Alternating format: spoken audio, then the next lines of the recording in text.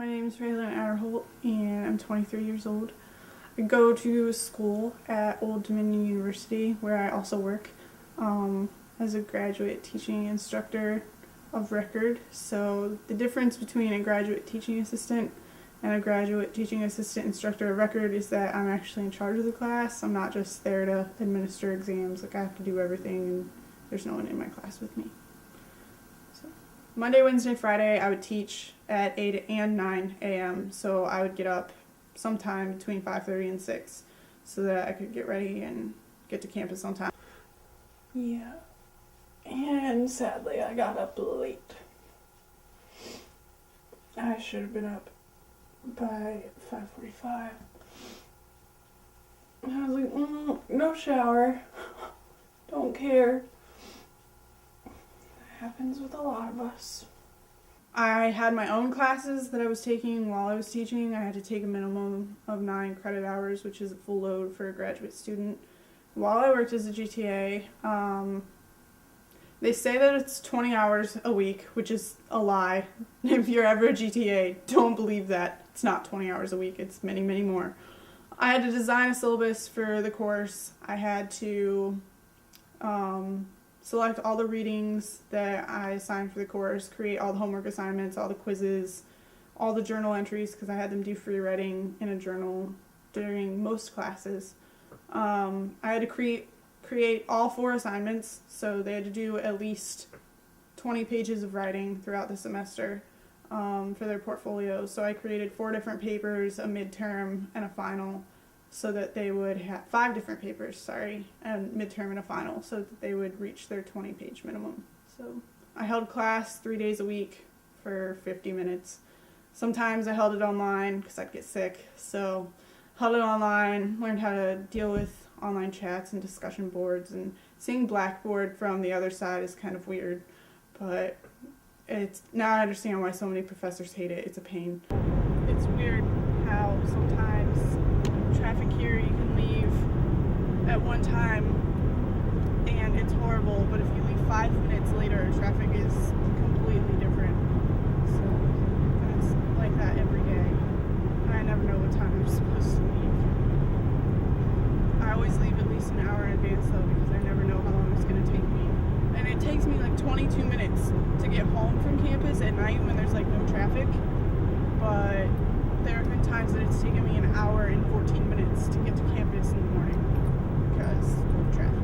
And normally I'm not in the HOV lane, so I'm normally not capable of getting to go.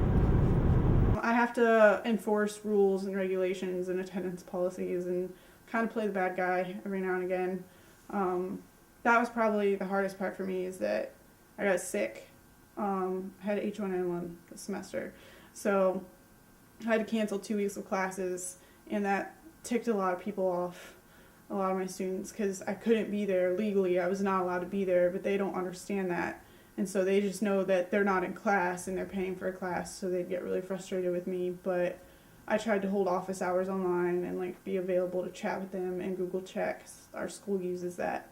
So I held conferences that way, and I did everything I felt like I could, but I know that there's still students who probably thought that I was a pretty crappy teacher. But overall, I mean, I've had a lot of good feedback, and I felt like it was a really good semester, and it was a very good experience. That's probably the hardest part, is grading papers. It takes a lot of time, sometimes too much time, and at the beginning of the semester, it probably took me 45 to 50 minutes to grade each paper, and they were only like 4 pages. And now I'm grading 6 to 8 page papers, so hopefully they don't continue to take me 45 minutes apiece, because I'm never going to get out of Virginia then. I felt like I learned a lot from my students, which I knew that I would get in the classroom and learn some things, but I think just the experience itself has kind of opened different perspectives for me, and being exposed to different backgrounds and reading some of their papers. Like, I cried when I read some of my students' personal narratives, so that completely shocked me. And just getting to know my students on a personal level doesn't really happen often at bigger universities, and so I heard them frequently complaining about how their instructors didn't know their names and how they were all surprised because I knew their name. Granted, it took me 3.5 or 4 weeks to figure out who everyone was, but when you have 38 students and the memory of an ADHD squirrel, like, it's gonna take some time. My portfolio is so much lighter. I love handing back papers. And, you know, after handing back papers and things, like, you get used to knowing, oh, okay, this is you, and this is you, and this is you. And you're the one with a kid at home, so now I understand why you're late. And you're the one who's commuting from Williamsburg 3 days a week. Now I understand why you're late at 8 a.m. Like, it's just, it was interesting to try to juggle the balance between policy and personal emotion, I guess. So I've realized that I'm more personally invested most of the time than I probably should be. We're gonna go ride in the creaky elevators. They've dropped on me before. I hate it. Today, for graduation, I had a lot of crap to take care of. I went to campus and had to pick up papers and portfolios to grade that need to be turned in 4 days ago. And I went to the bookstore and bought my hat. There it is. What? It's not called a hat. I don't remember what they're called. So I bought my cap. There it is. I bought my cap and I bought my little tassel thingies, and then went to financial aid to make sure that my exit counseling was taken care of. That's pretty much it. After graduation, I plan on moving back to Ohio, where I'm originally from, and then hopefully getting a job. I've applied for too many at this point. I don't know how many, probably 15 to 20, possibly more. And I'm hoping to either get into an adjunct position in English composition, because I know that I'm probably not going to get a tenure job until I have more experience and have started my PhD, if not finished it.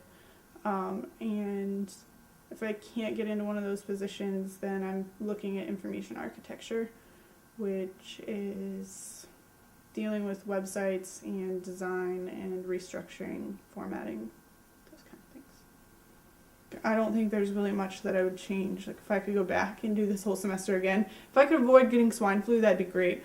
But, I mean, in terms of how I handled things, I don't think that I would really change anything. I got into a routine and a system and it worked. I think I'm going to spend some time trying to teach and make sure that it's something that I'm really passionate about, because adjuncting is probably one of the hardest professions in the world, because adjuncts are extremely overworked and extremely underpaid. So I know that it's going to be a rough couple of years, but I think at that point I'll be better able to appreciate getting a PhD once I start that program, because I'll have worked for it. So, and right now I just have senioritis like I've never had it in my life. So yeah, just need a break.